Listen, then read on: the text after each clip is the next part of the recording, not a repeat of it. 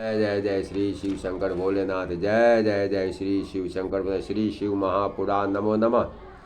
ब्रह्मा जी ने कहे नारद, अब हरि आदि देवताओं पर इसका और भी प्रभाव पड़ा तथा वे ताल ठोकर सिंहनाद करने लगी। सभी देवता राजकुमार को अग्नि बनाकर तारकासुर वध करने के लिए प्रस्थान करने लगे। उधर तारकासुर भी देवताओं से युद्ध करने के लिए तैयार हो रण क्षेत्र की ओर चल पड़ा। तारकासुर की सेना को देख देव सेना में सिंहनाद का घोर शब्द हुआ। उस समय शिव जी की आकाशवाणी, हे देवताओं, तुमने कुमार को अग्नि बनाकर इस असुर से युद्ध किया तो अवश्य तुम्हारी जीत होगी। फिर तो देवताओं ने कुमार को अग्नि बनाकर युद्ध का बिगुल बजा दिया। देवता निर्भय हो गए। इंद्र ने अपने ऐरावत को बुलाकर उस पर कुमार को बैठा दिया। तारकासुर एवं देव में घोर युद्ध होने लगा। उस घोर युद्ध की आवाज़ से पृथ्वी कंपायमान होने लगी। फिर कुमार इंद्र के ऐरावत को छोड़कर एक विशाल सुंदर रथ पर सवार हो गए। उसके ऊपर का छत्र अत्यंत शोभायमान था। कुमार का तेज अनुपम था। इधर युद्ध में एक दूसरे पर बहुत तीव्र प्रहार कर मुंड बिछाने लगे। रुधिर की नदी बहने लगी। सैकड़ों हजारों भूत प्रेत आ गए। गीदड़ शोर करने लगे और मांस भक्षण करने लगे। उसी समय तारकासुर ने एक बहुत बड़ी सेना लेकर देवताओं की एक सेना की टुकड़ी पर आक्रमण कर दिया। रोकने की कोशिश करने के लिए इंद्र आगे आगे आए, परंतु तारकासुर को रोकने में समर्थ रहे। तब तारकासुर इंद्र से अकेले युद्ध करने लगा। तब तो अन्य देवता भी पृथक पृथक युद्ध करने लगे। वायु सुवीर से और प्रवमान कुबेर से युद्ध करने लगे। कुंभ नामक राक्षस चंद्रमा से युद्ध करने लगा। इस घोर संग्राम में अनेकों सुर असुर कट कट कर धाराशाही होने लगे।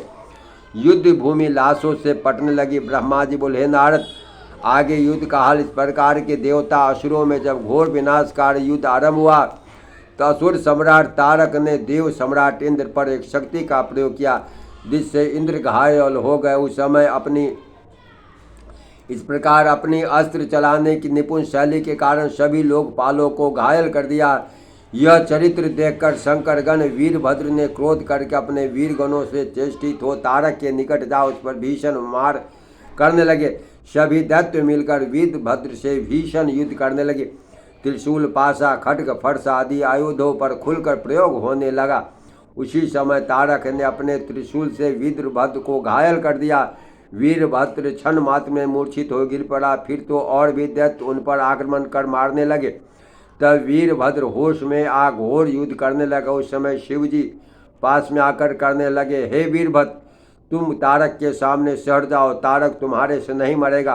परंतु वीरभद्र बोले, हे प्रभु, मेरे होते हुए मेरे स्वामी युद्ध करे, वह शोभा नहीं देता, अभी तारक को मार देता हूँ। फिर वह युद्ध करने लगा। वीरभद्र इस प्रकार युद्ध करने लगा मानो वृषभ ने स्वयं शंकर लड़ रहे हों। कुछ ही देर में वीरभद्र की मार से असुर व्याकुल होने लगी। असुर रण क्षेत्र से भागने लगे।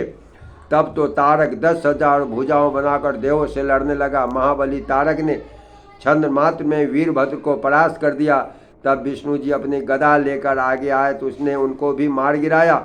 भगवान विष्णु जी ने फिर उठकर अपना चक्र उस पर चला दिया। चक्र से असुर घायल हो गया, परंतु फिर क्रोध कर विष्णु जी प्रहार करने लगे। विष्णु जी भी अपनी गदा से तारक पर वार करने लगे। इस प्रकार सभी असुर तथा देवता आपस में नाना आयुधों से घात प्रतिघात कर लड़ने लगे। प्रेम से बोलिए शंकर भगवान की जय, माता पार्वती की जय। हर हर महादेव, बम बम।